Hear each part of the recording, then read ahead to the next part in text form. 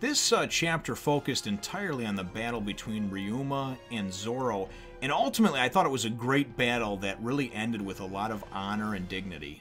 One Piece, Chapter 467, Pirate Zoro versus Samurai Ryuma. Well, hello my brothers and sisters of the Nerd Nation. I, as always, am Jim, and I'm here to bring you another review on the awesome and sword-filled tale that is One Piece.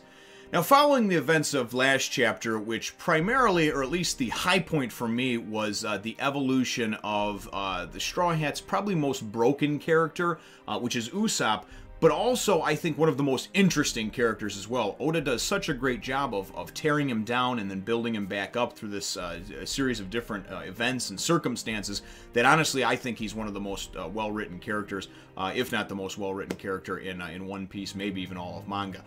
Anyway, all those opinions aside, the second half of the chapter started to focus on the fight between the Master Swordsman Ryuma, that also, of course, possesses the shadow, so kind of the shadow, spirit, soul, what have you, of Frankie, and he's facing off, of course, against Zoro minus one of his swords. So that's how the chapter left off. Things pick up, and man, this is honestly a slugfest. This is an action lover's dream, is what it is. This is just 20 pages of complete fucking chaos and mayhem. And I love it. I mean, it's great. It's absolutely great.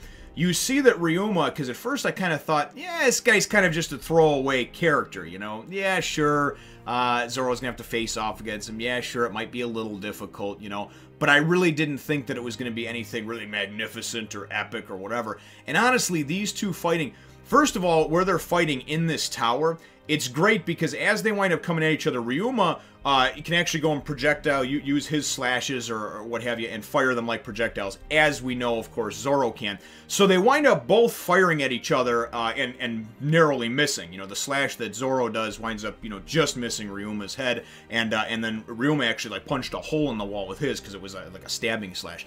Anyway, as they start to kind of bring the tower down, and I mean Frankie and Brooke, I'm sorry, and that's what I meant to say earlier was Brooke. I said Frankie.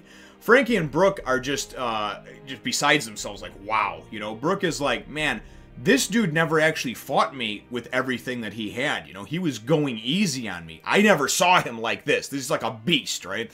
And what's great about that is that we know Zoro is a beast and that he takes it to the next level whenever he needs to, whenever necessary. You know, Zoro may be the sort of, I can't find my way out of a wet paper bag, I'm directionally challenged, I fall asleep all the time during shit that would otherwise be considered important. But Zoro is, he is your soldier, okay? He is your soldier, he's your general, he is the guy that will go and take on an army for you, and that's what I love about him. So these two heavyweights clashing starts to actually bring down the damn tower, which is absolutely insane. Before you know it, they're actually out on the uneven footing of the rooftop, because obviously it comes to a point at the top, and they're, you know, chasing each other around, trying to hit each other with various moves. And the thing about it is that they are so evenly matched that it pretty much just keeps going. It's a back and forth affair of, oh my god, he blocked it. Oh, he blocked that. Or, oh, I got in a good one, but then he got a good one in on me, you know? So very, very evenly matched as far as things go. And you kind of think that it might carry over and bleed over into another chapter or two until Zoro all of a sudden figures out what his weakness is or what it is that he can do to take him out. But as I said, you got to remember that Ryuma not only is, it's the body, obviously brought back to life, reanimated corpse of this legendary samurai, this legendary swordsman, with this legendary sword, the Shuisui, yeah, Shusui, I think it is. Anyway, you know, so, and then of course too, having, you know, having Brooke's soul or shadow or whatever you want, you know, to say in with him, combined together, he is a formidable opponent.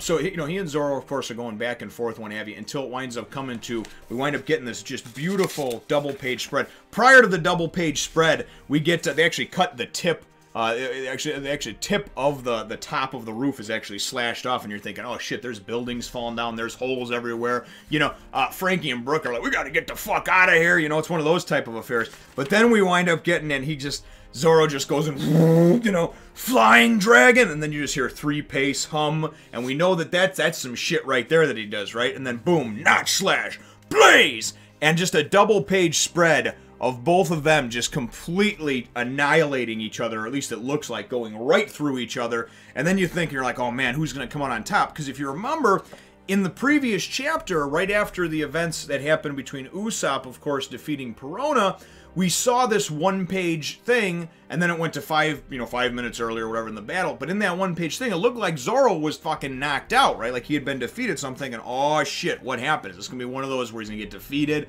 Somebody's gonna have to come. He's gonna have to come back and attack him, you know? We wind up seeing this afterwards. It was great. And what I really loved about this is a couple of characters that have honor. Okay, a couple of characters that have honor. Even though this, Ryuma is technically supposed to be controlled by Gecko Moria and everything else and whatnot, he has enough will and enough honor and desire and just intestinal fortitude, which is kind of funny because he's decaying, so he probably doesn't even have intestines anymore, to be able to go and take and say, listen, Shusui, with you as its master, this blade will surely be satisfied. And he tosses Zoro his sword, right? Which is cool because Zoro, we know, following the events of Enies Lobby, lost one of his swords. One of his swords was broken, right?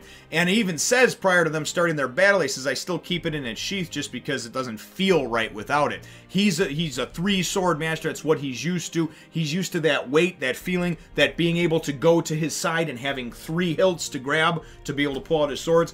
Maybe his teeth were getting a little bit lonely not having a sword in his mouth. I don't know. All I know is that it was a great battle and it ended in an honorable way, which was really, really cool. The Shadow winds up leaving Ryuma and, of course, going back to Brook. Brook is just, beside himself. He hasn't had a Shadow for 4 or 5 years now, and he's just happier than a pig in shit, just tickled pink, that he gets that back. And the chapter winds up ending with very much some stoic and poetic words spoken by Zoro. We wind up getting, some over here. It is unfortunate that the body of this samurai must suffer a defeat, is what Ryuma says. And then what I liked is what Zoro said. As long as you feel shame, that's enough. A true swordsman in mind and body. I wish I could have seen you in your prime.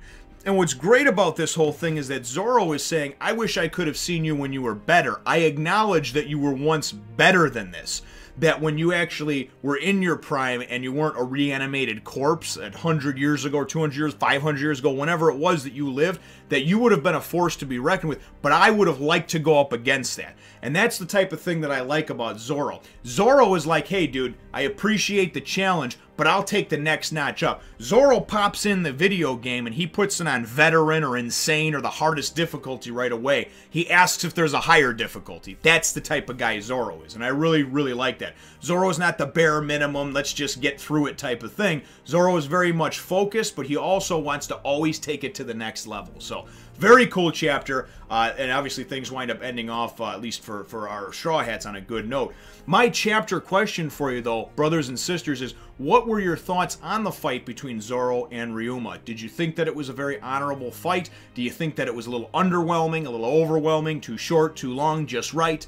Let me know what your answer to that question is in the comments down below.